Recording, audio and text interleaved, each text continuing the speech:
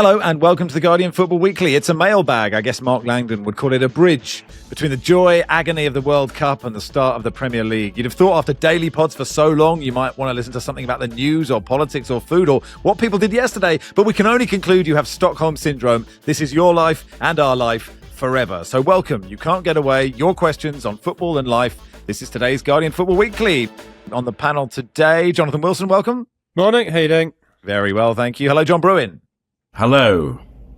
And welcome, Barry Glendenning. Hello.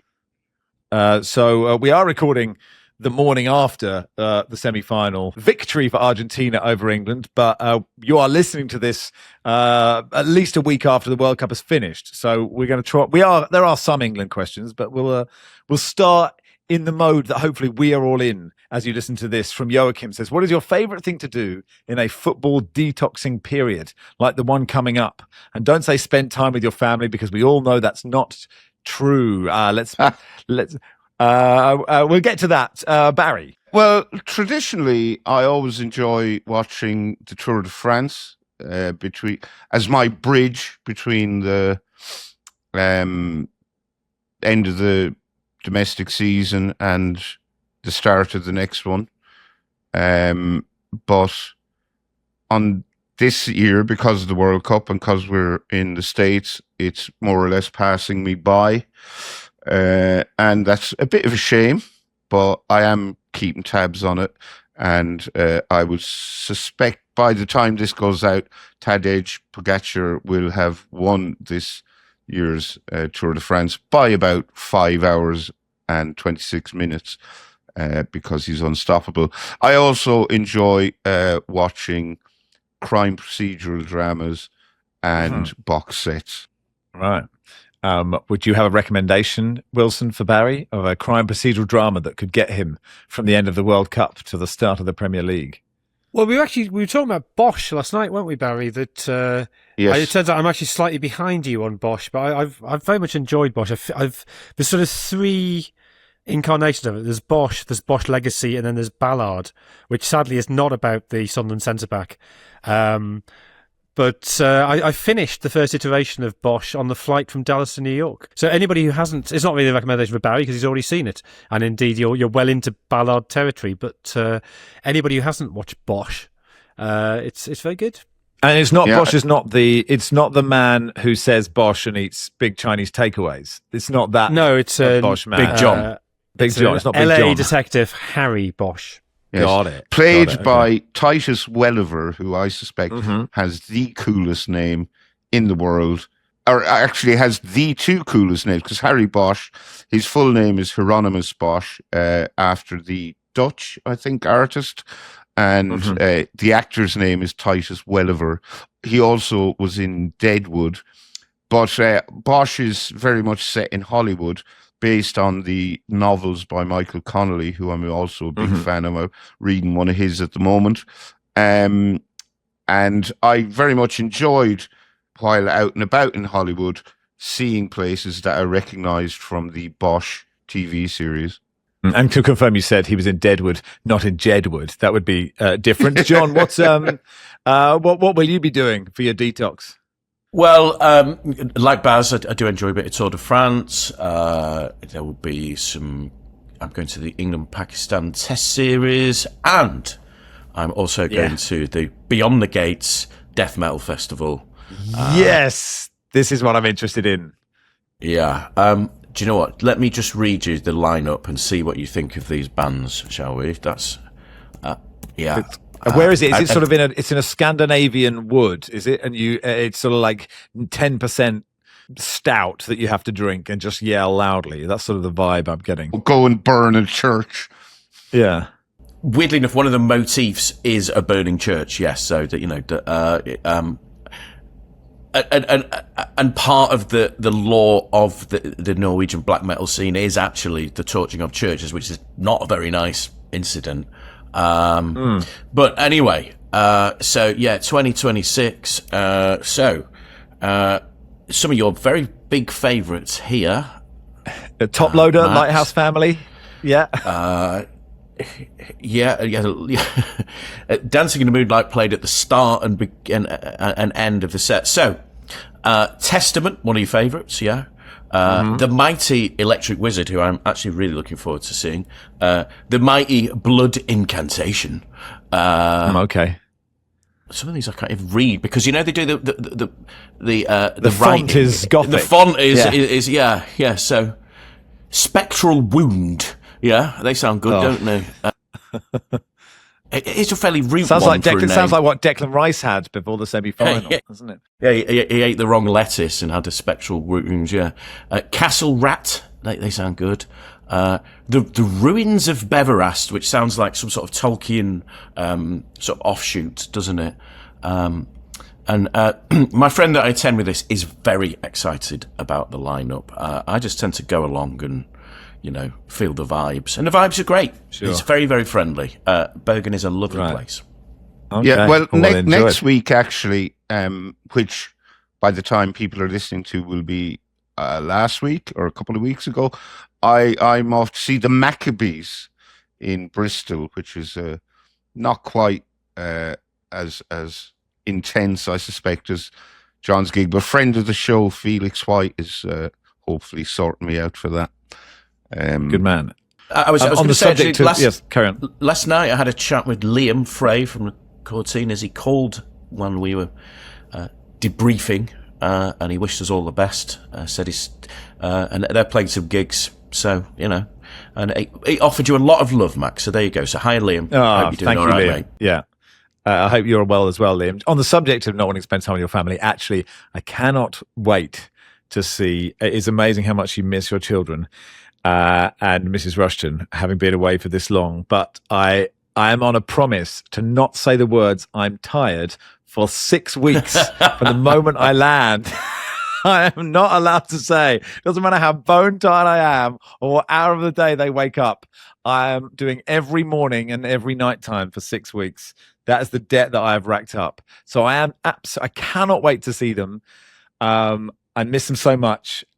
Within half an hour, I'll be like, I need to be back on Sunset Boulevard with Christine Quinn, and that's how it'll be. But for that half hour, it will be amazing. Regarding your fatigue, yes. Max, one of many things I've learned about you on this Odyssey is that you can fall asleep at the drop of a hat.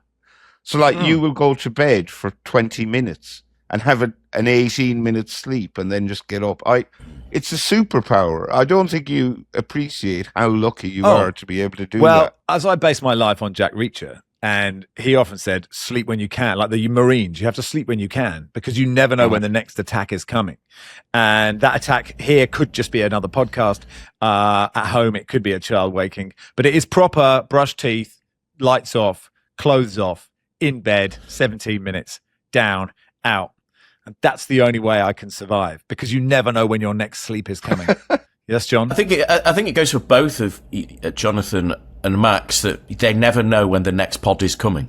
I mean, you're right. I know it'll be soon. Yeah, but they're both. It's not going to be a long time. I consider I do my fair share of pods, but you two just take it to the nth degree. There's just a klaxon in the sky. I see it, the big P in the sky, and you've got to go back and podcast. Okay, let's do a bit of football. This is my 4th of 6 today, so oh wow, very well done. This is only 3 of 4 for me. Oh no, this is 2 of 3 for me. God, it's a terribly short day. 1 of 3 for me. So we're doing well. Yeah. Paul says, should England appoint Brendan McCullum as their new manager? Run towards the danger. We've had 2 weeks, Wilson. I don't know if Bazball would work, but what do you think to the question? I mean, he's still the England one-day manager, isn't he? And he seems to be doing quite well T20-wise. England hammering India when we were over here, which obviously I didn't see any of. And now top of the T20 rankings, although they were well beaten in the ODI, and their record in ODI since the last World Cup final is dismal. So I suspect he might lose the ODI job soon as well. Maybe he does have a free time. I mean, I don't think Brendan McCullum's response to going ahead would be to bunker down with 8 players on the edge of his own box. No. So in that sense, if we need a short, sharp shock to break England out of their, the Mafeking tendency, then maybe that is the solution, yeah. Do you think, Wilson, that we're all, late 40s, early 50s, right? So let's say we have 30 years, 35 years to go. Do you think England's men's team will win a World Cup in our lifetime? Yeah, maybe. I mean, it's possible. 50-50. I mean, if people will know this, won't they? But if Spain have won on Sunday, on the Sunday is to come for us, then England will be the only team remaining which have won the World Cup once and once only. Which, for neatness' sake, makes me think they're guaranteed to win in 2030, and then there'll be no single-time World Cup winners. But if Argentina have won, then I don't think that's a certain. But do you think, John, there is it's still fresh in our minds, and like by the time people listen, it will be a bit old, and and I pretty much like 5 minutes afterwards, I'm like, okay, like I my love of football is if we win, it's great, and if we lose, I'm kind of expecting it for all the teams that I follow. But do you think there is a mentality, like a psychology, like something intangible for England that doesn't exist for the other big footballing powers? Yeah, this is it, isn't it? Thomas Tuchel was brought in to change that mentality, and picking over the post-mortems, I think the reasonable point is that he couldn't change. He decided to even take it on yet further. Okay, these players are going to defend deep and try and kick the way out, and they're not going to control the ball, and they're just going to hit and hope. And he decided to buy fully into that mentality. I think, as Jonathan said on the pod afterwards, it wasn't like Southgate. Southgate was at least trying to do stuff, and you actually look at the substitutions; they were much more attacking. Let's not relitigate that. I imagine by the time this goes out, everyone will have had quite enough of that. We might even have had enough of Thomas Tuchel.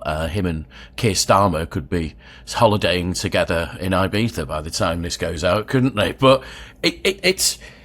But yeah, and listen, I think we said this after various finals that England have lost, or various big matches that they've lost, is that, if there is a corner of a football match that is forever England, which is an England player chasing, knackered, after a ball, losing it, no one getting the second ball, and the opponents going back against them, and them having to hack it clear and have to live and see out this danger. And maybe that's why the Mexico game was such a swell of national emotion, because this time it actually worked, and it felt like the Dunkirk spirit, the Mafia King. Hey, let's just go all the war images, whatever. It's probably a little regrettable that we have to do that, but that's something about the mentality, isn't it? That we celebrate stuff that's defensive, the underdog spirit, the bulldog spirit, such as it is, and it's something you've got to be a little bit careful with in these times. But the rearguard effort is something that we find heroic, and the thing is, the rearguard effort hasn't really worked for us. Like, we've got to be honest about this, and that's why Bazball worked for England for a little while, because it changed the mentality. I don't think England needs to be quite as evangelistic and talk about how we're saving international football, because that's doing okay for itself, I think. But there has to be someone to come in. And weirdly enough, Thomas Tuchel, as a pragmatist, maybe wasn't the correct fit, because we maybe need an evangelist, someone to change the culture. Yes! We got there. You must, Barry, feel quietly confident now going into it. I know you are nervous, but that you'll always have, it's like Totteringham's day or whatever it is, it's Glendenning's day, when, the day after England are out, and you can just walk freely for the rest of the tournament. Well, I thought England would win the World Cup just gone. I really did. I was terrified. They didn't. They blew the semi-final. And look, as for whether England will ever win one in our lifetime, you're convinced, Max, my lifetime will be a lot shorter than yours. But I don't know.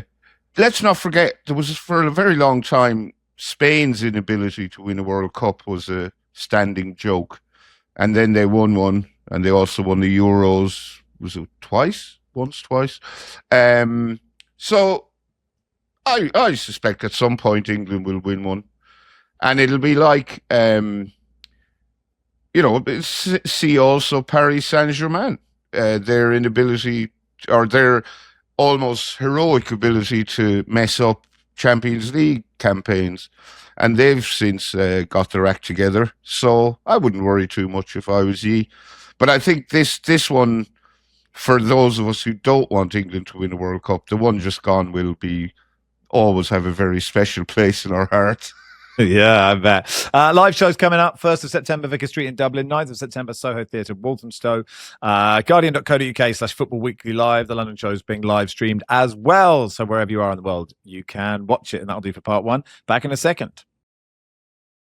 Welcome to part 2 of the Guardian Football Weekly. Jed says, how can we resist FIFA and its nonsense? Wilson. Very hard. I mean, the problem with FIFA is, manifold, but the reason why it's so resistant to reform is that the delegates who vote for Gianni Infantino, a lot of them benefit from that relationship. That if you're on a FIFA committee, and FIFA committees in 2024, there was a vote to expand the number of FIFA committees from 7 to 35. And if you're on a FIFA committee, you get your salary, you get a stipend, and you get expenses, which are pretty generous. And if you're enjoying that, then you're never going to vote against a president who allows that to happen. So I think the only challenge really can come from UEFA. I don't think it'll come from this UEFA. I don't think Alexander Ceferin really has the stomach for the fight. But realistically, if you had a World Cup without any of the top European teams, and if they could hive off Brazil, Argentina, and then possibly take Japan, South Korea, US, Mexico, then you don't really have much left. But you'd have to have a very strong constituency there who wanted reform. And what we've seen, when the Balogun decision happened and UEFA came out and condemned it, there were only 4 European associations who backed that up, who were, almost, maybe it was 5. It was Belgium, Germany, Netherlands, and Norway. Was there anybody else? So maybe it was just 4. And the English FA didn't, because the FA is looking to host a Women's World Cup in 2035 and doesn't want, with the decision will be announced in November, doesn't want to scupper that. And I think they've probably got their eye on a bid for the World Cup in either 2038 or 2042, depending on the regulations. So, again, they don't want to make an enemy of Infantino now. And I think the FA was sort of burned by them condemning Ceferin and his sort of fiddling about with term limits for UEFA presidents in 2024. And nobody else, not even the Norwegians, who've been very sort of hard on FIFA, not even the Norwegians spoke up in support. So I think the FA were like, fine, we'll just look after ourselves. Do you think... I see very little hope of change, frankly. Yeah. And do you think, John, like, we care and we're really, we are deeply invested in this sort of stuff professionally as well as like caring about the game. And you did wonder if the fact that it spilled onto the pitch, the suspension of Ronaldo's suspension, the suspension of Balogun's suspension, immediately, I think, I can't remember if Barry said it or someone else said it, like, you can understand why fans think this is bent now, even if it isn't. There is a difference to the game being run badly or people not having the best interest of the game at heart off the pitch. Once it goes onto the pitch, like, could that be a paradigm shift in this? Or do you think that is sort of wishful thinking? Yeah, I mean, I think the grace and favour, sinecure and patronage stuff that Jonathan talks about, that will go on while, everyone's on the gravy train. But this is what happens, isn't it, where when things fall down, come down. Look at the previous FIFA regime. We all knew, to a certain extent, there were many, many stories about what was happening. And then these falls come almost suddenly, don't they? And that's the thing. But we do live in a political climate where, to follow the leadership of the country that we are currently in at the moment, you can style it out, you can be brazen, and that's pretty much how Infantino has chosen to do it. It's almost as he doesn't do many press conferences. Those decisions that they make, like the Balogun decision, they're brazen. They just say, "Well, we made the decision. What can you do about it?"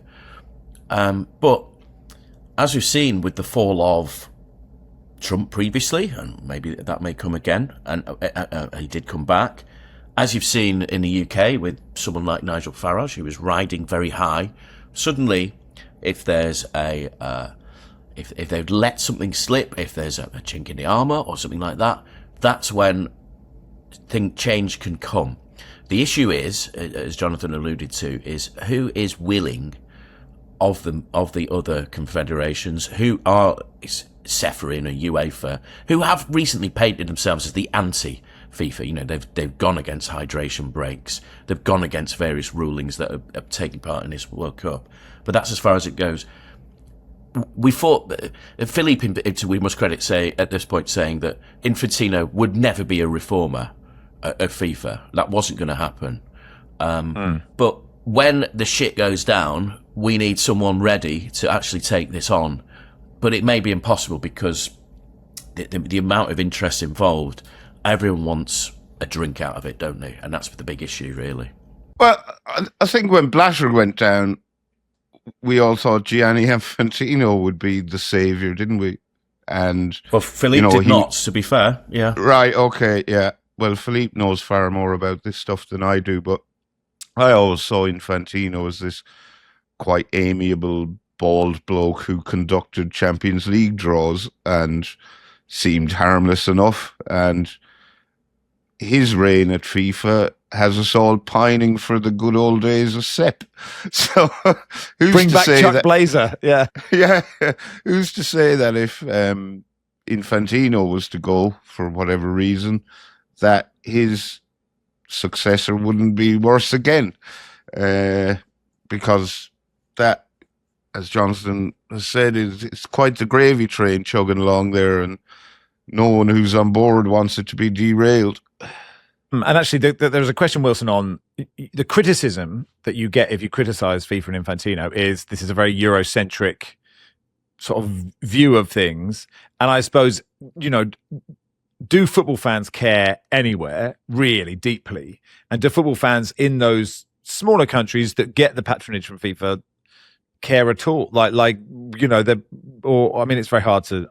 I don't know, and maybe you don't know. Maybe it's not a fair question, but do you see what I mean? That there is this idea, you know, we are coming from a Eurocentric angle. What we see with our eyes, but that doesn't necessarily mean that other people believe that. Yeah, but I think even to put it in those terms is to put it in the terms Infantino wants us to put it in. Yeah, he portrays himself as this champion of the global South, and yet, you know, he would say, "Look, we've expanded the World Cup. There's now 16 more teams, and the vast majority of those are from the global South."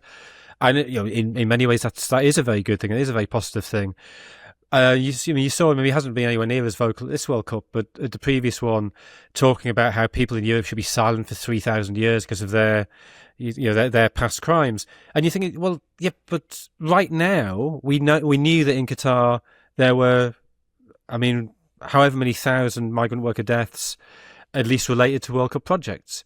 And the idea that somehow the criticism of obvious abuses can be weaponized against the people making the criticism is, I mean, it's a classic populist trick. And I think people go along with, people are so sort of terrified of being seen to ignore the justified complaints of the global South, that they sort of allow that narrative to develop. And you know, migrant worker deaths are disgusting. Whoever's sort of causing them, whatever sort of cause is being espoused alongside it. So I think what we've seen at this tournament with the issue with Omar Atan, the Somali ref, I think the fact that it varies from country to country, but over 80% of applications for visas from fans from Africa going to the US and Canada were turned down. A very high proportion of journalist requests for accreditation and for visas were turned down. I think Egypt's anger over refereeing in that Argentina game, I think there is now a recognition in certain areas from certain people that Infantino is not actually a friend of the global South, and that combines with, and I'm sure Asasi has said this on the podcast, FIFA's contempt for Africa, the way it's used Africa. I think that is slowly filtering through. But at the same time, these are quite abstract things, and the vast majority of people just don't care. And that's why I think the point you made before, the Balogun issue, the fact it seemed to extend onto the pitch, it's a bit like, in the same way there's all these scandals around Boris Johnson, but the one that cuts through is Partygate, because that's the one that sort of seems most relevant to the most people. It could be a similar thing, but, you know, the delegates who are on these committees, on the gravy train, they don't care. No. Paul says, "Dear all, thanks for the insight, entertainment throughout the World Cup. There was a distinct lack of handball-related VAR controversy at the World Cup, despite this having blighted previous international tournaments and the Premier League. Handball's given for innocuous things and the like. What's the reason? Did the rules change, or have players really adapted and become adept at keeping their arms out of their way?" What do you think about that, John? And also, actually, the sort of letting the game flow vibe of this tournament. Do you know, that's interesting. I hadn't really thought about the handball thing, but it's true, isn't it? That it's something that, appearing on the pod regularly, we seem to discuss every time in the Premier League, and yet, for some reason, sense seems to have prevailed in this World Cup. And I suppose one thing about World Cups is a lot of the time the protocols do extend into the domestic football, and often they can be for the better, and let's hope that's the case. Though I have a feeling that on a wet Monday morning in October we'll be debating a Saliba handball or other, and it just goes back to where are Adam Smith's arms meant to go? I does anyone know what handball is? And to be fair to the referees at this World Cup, they did do that. Now we are talking the day after the England game, where let's just say let it flow in the first half was taken to the nth degree. I think, as I said to you during the out of the corner of my eye, I wasn't really noticing when they were singing the Argentinian anthem. I thought for a moment I saw the referee singing it. That wasn't the case. That wasn't the case before anyone issues anything. This is for humour's sake. But I just got a bad feeling about that. Now there is this talk of it being Argentina's World Cup as a result and all that stuff, but the refereeing has been okay. I always come back to this, that remember, this is a World Cup in North America. North Americans do not like simulation, diving, flopping as they call it. They like to let it flow. It was the same in the 2014 World Cup, which I think was a bit too much rough stuff. Remember when Neymar got kicked out of the tournament? This one, there have been some quixotic refereeing performances, it's fair to say, but overall the standard has been decent, and probably the best thing about it is that handball thing, that sense has descended. We aren't talking about natural positions. We aren't, and actually I don't even know what a natural position. If your arm can point in a certain direction, you can hold it there. That's natural, surely. Unless you turn into Mr. Tickle, and do you know what? That's given me a sense of Premier League season dread of handball debates and late night phone-ins over that. Yeah, when you read Mr. Tickle, it's actually quite sinister. Like when you break it down, he's actually, what he's actually up to is really not on, I think. All right, that'll do for part 2. Back in a sec. Welcome to part 3 of the Guardian Football Weekly. Ian says, I left the UK in 1991. I've been listening to the Guardian Football Weekly since it started in 2006. I don't think it was even called a podcast back then. Anyway, when Max stood in for Jimbo, my lack of knowledge meant that in my mind, I thought that Max was Max Clifford, the publicist. I was slightly surprised how energetic and positive he sounded, considering his age and background. Have the panelists ever been mistaken for other, more or less famous celebrities? Ian writes. It's a small one, but he's a great lad. So Paul Hurst of the Times, I used to be. Martin Samuel used to think that I was Paul Hurst for a while, so that's good. But. Okay, that is niche. Yeah, Wilson? Yeah. I've twice... Well, so see if you can work out who it is, actually. I've twice been asked if I was a particular actor, and I think that actor would be devastated by the comparison. I know this. But I can't remember. Jimmy Nail. Jimmy Nail? No, not Jimmy Nail. So once in a restaurant in Istanbul and once was in an airport in Spain. They were foreign people, so maybe just not used to the... So it's an English actor? Not English, but British. A British actor? Oh, a Scottish actor? Mm-hmm. David Tennant. David Tennant, yeah. Yeah. Okay. So, I mean, if David Tennant was playing a sort of older, slightly iller, it's a bit like I've had Ben Affleck, but the movie he's in, he has like a degenerative disease. It's that, you look like David Tennant, but not a well one. But as apart from our Tom Watson, the former Labour deputy leader. I have been mistaken for Graham Linehan, which Wow. Yeah. Okay. yeah, I would like to say I do not share his views. I actually used to know Graham a bit back in the 90s when he was an up-and-coming comedy writer. But yeah, probably the less said about that, the better. And Chris O'Dowd is another one, the actor. He is from, is it Sligo or Mayo? I'm not sure, in the west of Ireland. But yeah, so the two of them, basically. Do you think you would have done a better or worse job than him in Bridesmaids? Well, I can't act, so I'm probably worse. Yeah, worse. Well, hang on, this is real. I do- assume this was a character you were playing, Barry. Is this actually you? Yeah, this is the real me. I'd quite like to be an actor, but my acting ambitions have always been thwarted by the fact that I just cannot act for toffee. I have been recognised by a famous person who thought I was. Oh, okay. I was once in a nightclub in Manchester, and Clint Boone of the Inspiral Carpets came over and said, "All right, mate, how you doing? Been years." We've never met before. So Clint thought I was someone else. Well, I had to sort of say, I think you've maybe got me mistaken for someone. And I just thought, hang on, who is he mistaking me for? Which is the dread thought of who he actually thought I was. Did he think I was some desiccated ex-Mank star of the early 90s or something like that? Did he think you were Bez? Did he think you were Bez? Manny. That's the question. Yeah. This is from Adrian. Who's your favourite James Bond? Wilson. I think probably Roger Moore. Because I went through a phase of sort of thinking the Roger Moore ones were ridiculous, but actually I think the ridiculousness is the key to it. That I think it's obviously nonsense. It's not the Carré level plotting, and therefore the sort of the arch way he played it was probably the right way to do it. And I think those are, maybe it's just the age you are. Maybe the Bonds that come out when you're sort of 8 or 9 are always, in the same way your first World Cup's always your best. Maybe your first Bond is always your best.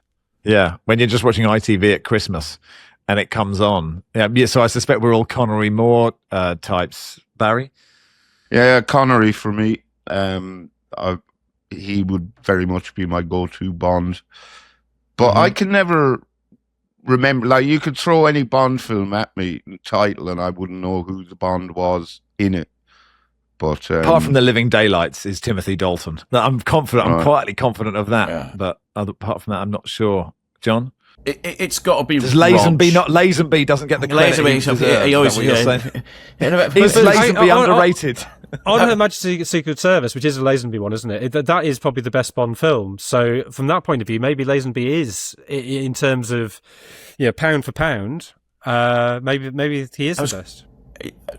Of all of them, who would I have a drink with? I think it would be Rog, but I did hear a story. This was told by David Bowie, not to me, I should say. But David moved into a place in Switzerland, and the next door neighbour happened to be Roger Moore. So the first night, Rog knocks on and says, "Hi, I'm your neighbour." And they sat and had this great night where Roger told all these anecdotes, and it was absolutely fantastic. The next night, Rog came round. He said, they poured a gin and tonic and told exactly the same stories. The same happened the next night. And on the fourth night, David Bowie and his son, Duncan, hid under the kitchen so that Rog was left hanging. But there you go.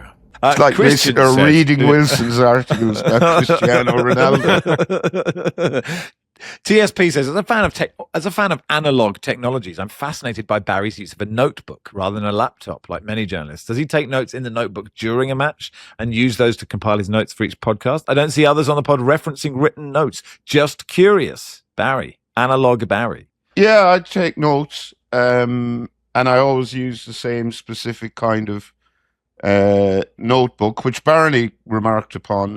He said a lot of lawyers use them, and they're the sort of best in the business. I don't have one to hand, but like an A4 size paper notebook. And because I'm a lefty, I can't use I don't like refill pads with the holes on the left-hand side because, it doesn't... Oh, I got left-handed, not socialist. Sorry, I was kind of... Yeah. If I don't take notes, I can't remember things. So I presume other panelists just have better memories than me because, during this World Cup, we were watching sometimes 4 or 5 games a day. I can't remember what happened in which game. I'm not that good. And then on, if it's Premier League night or Champions League night, there's 5, 6 games, whatever, to be across. So I need to write things down to remember them.